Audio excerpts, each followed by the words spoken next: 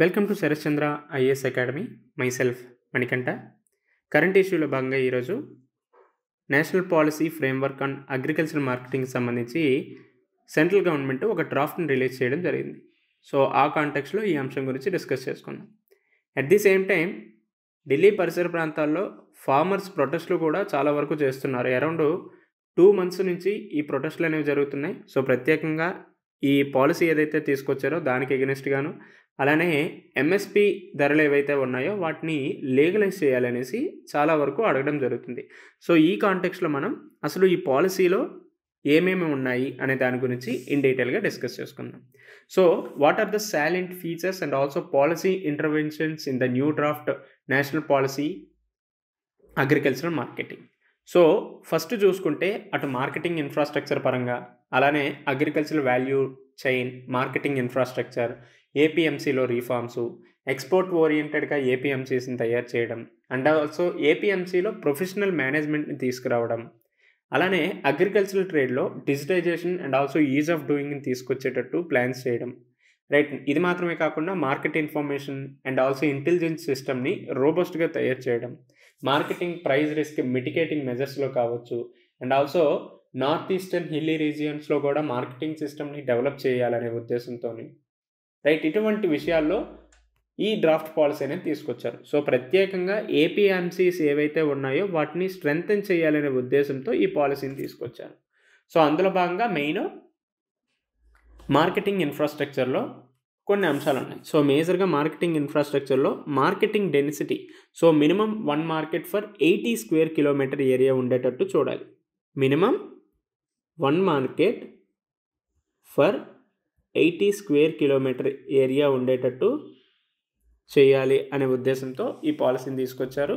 ఇది మాత్రమే కాకుండా గ్రామీణ హట్ development, so private market and also revenue division, ప్రతి రెవెన్యూ డివిజన్కి ఒక ప్రైవేట్ మార్కెట్ ఉండేటట్టు ప్లాన్ చేశారు. అండ్ ఆల్సో యాన్యువల్గా 300 గ్రామీణ హార్ట్ డెవలప్మెంట్స్ అనేవి కూడా ఎస్టాబ్లిష్ చేయాలని చూస్తున్నారు. సో ఇందులో 50 ఏవైతే ఉన్నాయో అవి north eastern and also hilly రీజియన్స్లో ఏర్పాటు చేయాలని చూశారు. సో గ్రామీణ హట్స్ ఏవైతే ఉన్నాయో అవి యాన్యువల్గా 300. సో ఈ 300లో 50 north eastern and also hilly రీజియన్స్లోను.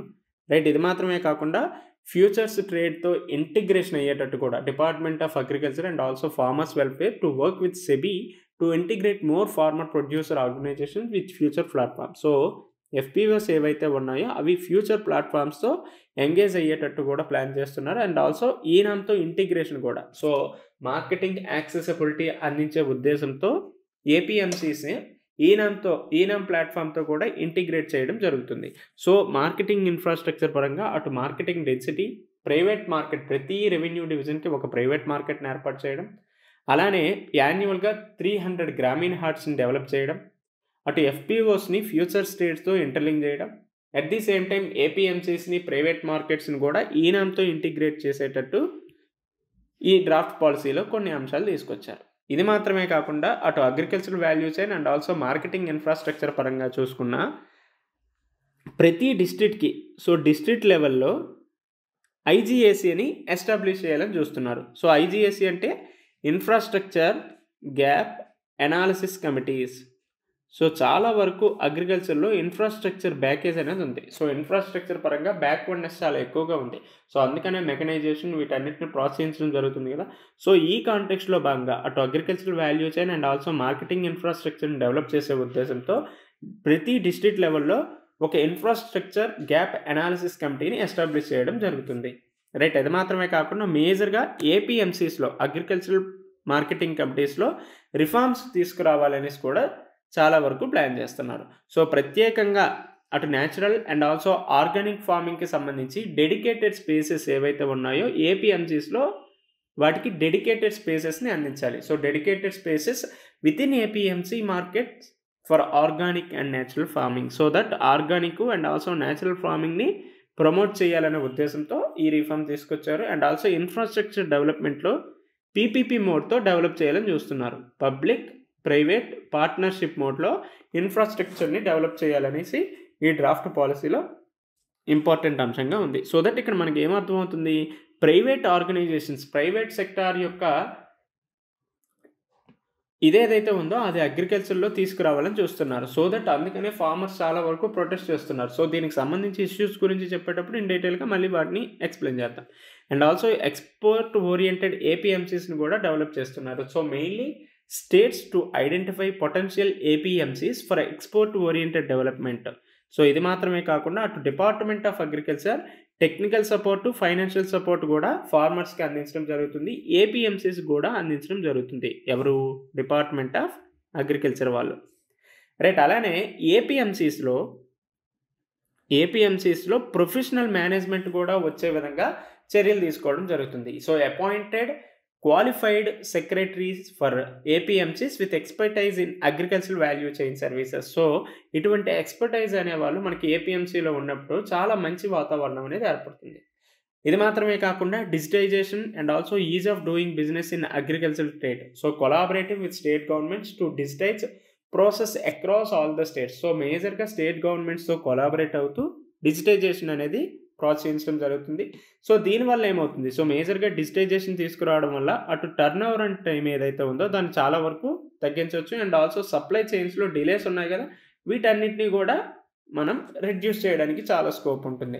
And also indexing for ease of doing agri trade. So మేజర్గా sharing regular updates with state. So రెగ్యులర్గా ట్రేడ్స్ ఏవైతే ఉంటాయో దానికి సంబంధించి స్టేట్ అనేవి అప్డేట్ చేయడం జరుగుతుంది. సో ఈ విధంగా అగ్రికల్చర్లో డిజిటైజేషన్ ప్రోత్సహించడం వల్ల టర్న్ ఆన్ టైం అనేది తగ్గుతుంది. అండ్ ఆల్సో సప్లై చైన్లో సంబంధించినటువంటి డిలేస్ కూడా చాలా వరకు మనం రెడ్యూస్ చేయవచ్చు.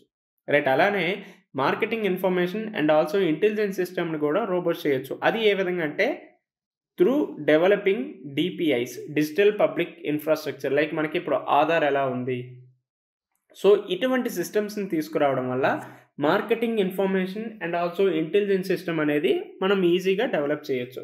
సో అందులో భాగంగానే డిజిటల్ పబ్లిక్ ఇన్ఫ్రాస్ట్రక్చర్ డెవలప్ చేయడం జరుగుతుంది on federated model in the name of market stack or unified national market portal. So on the lines of agriculture stack. So agriculture stack ఏ విధంగా అయితే డెవలప్ చేసామో దానికి అనుగుణంగానే market stack or else unified national market portal అనేది అన్ని develop చేయడం జరుగుతుంది. ఇది మాత్రమే కాకుండా మార్కెట్ ఇన్ఫర్మేషన్ రిజిస్ట్రీని కూడా డెవలప్ చేస్తారు అనే దాన్ని ఈ డ్రాఫ్ట్ పాలసీలో మేజర్గా చెప్పడం జరిగింది. ఇది మాత్రమే కాకుండా అటు market price risk mitigation measures కూడా తీసుకురావడం జరిగింది. సో మేజర్గా ఇందులో కాంట్రాక్ట్ ఫార్మింగ్ గురించి చెప్పడం జరిగింది. So contract farming as tools for market and price risk mitigation and also FPOs ద్వారా మార్కెట్ లింకేజెస్ చేస్తున్నారు. And also price insurance scheme on the lines of ప్రధానమంత్రి ఫసల్ బీమా యోజన. సో దీనివల్ల ఏమవుతుందంటే ప్రైస్ రిస్క్ ఏదైతే ఉందో అది మిటిగేట్ చేయడం జరుగుతుంది. రైట్. ఇది మాత్రమే కాకుండా marketing system for north eastern and also hilly రీజియన్స్కి కూడా మార్కెటింగ్ సిస్టమ్, మార్కెట్ యాక్సెసిబిలిటీ అనేది అందిస్తున్నారు. సో మేజర్గా to create a market ecosystem tailored to local needs while supporting regional, national and international value chain. So ఈ విధంగా అటు north eastern and also hilly రీజియన్స్లో కూడా చాలా వరకు మార్కెటింగ్ సిస్టమ్ని డెవలప్ చేయాలనేసి ఈ డ్రాఫ్ట్ పాలసీలో ప్రత్యేకంగా చెప్పడం జరిగింది. రైట్. అలానే మార్కెటింగ్ సిస్టమ్ ఫర్ స్టేట్స్ అటు యూటీస్కి అదేవిధంగా స్టేట్కి చాలా వరకు మార్కెటింగ్ సిస్టమ్స్ అందిస్తున్నారు. And also capacity building. So capacity బిల్డింగ్స్లో భాగంగా మేజర్గా అవేర్నెస్ ప్రోగ్రామ్స్ అనేది అందించడం జరుగుతుంది. సో ఎవరికి అవేర్నెస్ ప్రోగ్రామ్స్? ఫార్మర్స్కి అవేర్నెస్ ప్రోగ్రామ్స్ అందిస్తున్నారు. అండ్ ఆల్సో కొన్ని ట్రైనింగ్ ప్రోగ్రామ్స్ని కూడా అటు మార్కెటింగ్ ప్రొఫెషనల్స్, మార్కెటింగ్ ఫంక్షనరీస్ ఎవరైతే ఉన్నారో వాళ్ళకి కూడా ట్రైనింగ్ ప్రోగ్రామ్స్ అనేవి అందించడం ఈ డ్రాఫ్ట్ పాలసీలో మేజర్ అంశాలుగా తెలుస్తుంది. సో ఒకటి ఏంటి? Marketing infrastructure. సో మెయిన్గా మార్కెట్ డెన్సిటీ పరంగా అటు ప్రతి రెవెన్యూ డివిజన్కి ఒక ప్రైవేట్ మార్కెట్ని ఏర్పాటు చేయడం, యాన్యువల్గా 300 గ్రామీణ హార్ట్స్ని డెవలప్ చేయడం, అందులో 50 north eastern and also hilly రీజియన్స్లో డెవలప్ చేయడం, ఎఫ్పిఓస్ని ఫ్యూచర్ ట్రేడ్ ఆర్గనైజేషన్తో ఇంటర్లింక్ చేయడం. సో మేజర్గా స్టాక్ మార్కెట్ రిలేటెడ్గా. రైట్. ఇది మాత్రమే కాకుండా అటు ఏపీఎంసీస్, ప్రైవేట్ మార్కెట్స్ ఏవైతే ఉన్నాయో వాటిని ఈనాంతో ఇంటిగ్రేట్ చేసేటట్టు మార్కెటింగ్ ఇన్ఫ్రాస్ట్రక్చర్ని డెవలప్ చేయడం వన్ ఆఫ్ ద మేజర్ అంశంగా ఉంది. And also agricultural value chain and also marketing ఇన్ఫ్రాస్ట్రక్చర్ని కూడా డెవలప్ చేస్తున్నారు. ఇందులో భాగంగా ఇన్ఫ్రాస్ట్రక్చర్ గ్యాప్ అనాలిసిస్ కమిటీని డిస్ట్రిక్ట్ లెవెల్లో ఒక్కొక్కటిగా ఎస్టాబ్లిష్ చేయడం జరుగుతుంది. రైట్. అలానే ఏపీఎంసీలో చాలా వరకు రిఫార్మ్స్ అవసరం అనేసి ఏపీఎంసీ రిఫార్మ్స్ కూడా తీసుకొచ్చారు.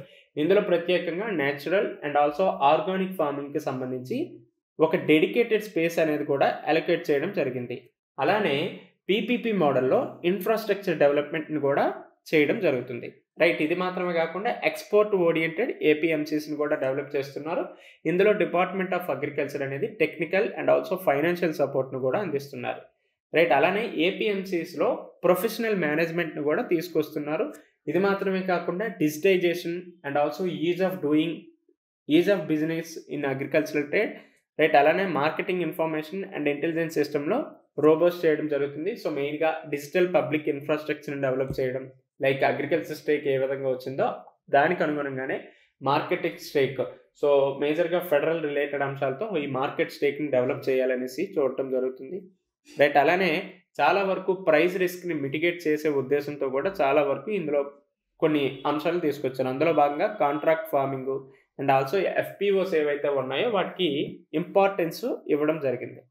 రైట్, అలానే ఇందాక చెప్పినట్టే north east and also hilly రీజియన్స్లో మార్కెటింగ్ సిస్టమ్ డెవలప్ చేయడం, అటు ఫార్మర్స్కి అవేర్నెస్ ప్రోగ్రామ్స్, అలానే మార్కెటింగ్ ఫంక్షనరీస్ ఎవరైతే ఉన్నారో వాళ్ళకి ట్రైనింగ్ ప్రోగ్రామ్స్ అనేవి అందించడం జరుగుతుంది అనేది ఈ పాలసీలో ఉన్నటువంటి మేజర్ అంశాలు. అయితే అసలు ఎందుకు చాలా వరకు ఫార్మర్స్ అరౌండ్ 2 to 3 months నుంచి ప్రొటెస్ట్ చేస్తున్నారు? బికాస్ ఈ ఛాలెంజెస్, ఈ ఇష్యూస్ ఉండటం వల్ల.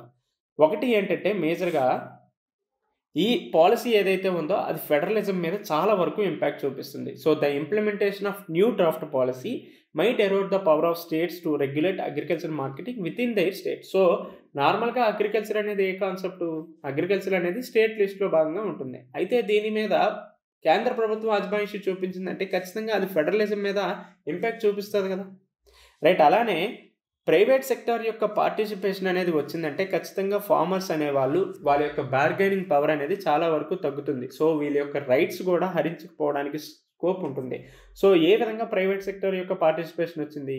ఇక్కడ కాంట్రాక్ట్ ఫార్మింగ్ గురించి చెప్పుకున్నాం, అండ్ ఆల్సో ప్రతి రెవెన్యూ డివిజన్కి ఒక ప్రైవేట్ మార్కెట్ని ఏర్పాటు చేయాలని చెప్పాం. అలానే ఏపీఎంసీస్కి ఈనాంతో ప్రైవేట్ మార్కెట్ ఏపీఎంసీస్ అన్నీ కూడా ఈనాంతో ఇంటిగ్రేట్ అవ్వడం, ఇవన్నీ చూస్తే మనకి ప్రైవేట్ సెక్టర్ యొక్క పార్టిసిపేషన్ అనేది పెరుగుతుంది. సో ప్రైవేట్ సెక్టర్ యొక్క పార్టిసిపేషన్ పెరిగిందంటే అక్కడ రైతుల హక్కులు ఖచ్చితంగా ఎండేంజర్ అవ్వడానికి స్కోప్ ఉంటుంది. అలానే దేశం మొత్తం కూడా యూనిఫామిటీ తీసుకొచ్చామంటే ఖచ్చితంగా అది డైవర్సిటీ మీద ఇంపాక్ట్ చూపిస్తుంది. So uniformity effects diversity. అది ఏ విధంగా అంటే it majorly neglects the different aspirations of farmers in different states. So ఒక్కొక్క స్టేట్లో ఫార్మర్స్కి ఒక్కొక్క రకమైనటువంటి ఆస్పిరేషన్స్ ఉంటాయి. సో దేశం మొత్తం యూనిఫామిటీ తీసుకొచ్చామంటే ఖచ్చితంగా అది డైవర్సిటీ మీద ఇంపాక్ట్ చూపిస్తుంది కదా. అండ్ ఆల్సో ప్రైస్ అష్యూరెన్స్కి సంబంధించి ఇగ్నోర్ కూడా చేశారు. సో మేజర్గా ఎంఎస్పీకి సంబంధించినటువంటి అంశాల గురించి అసలు ఏమీ మాట్లాడలేదు. సో ఈ విధంగా చూసుకుంటే ఇవన్నీ కూడా ఇష్యూస్ ఉన్నాయని తెలుస్తుంది. రైట్, ఐ హోప్ అందరికీ డ్రాఫ్ట్ పాలసీకి సంబంధించినటువంటి ఏమేం ఫీచర్స్ ఉన్నాయో అర్థమైంది అనుకుంటున్నా. అట్ ది సేమ్ టైం కొన్ని ఛాలెంజెస్ కూడా అర్థమయ్యాం అనుకుంటున్నా. సో రేపటి క్లాస్లో ఇంకొక అంశంతో కలుసుకుందాం. Until then take care, bye.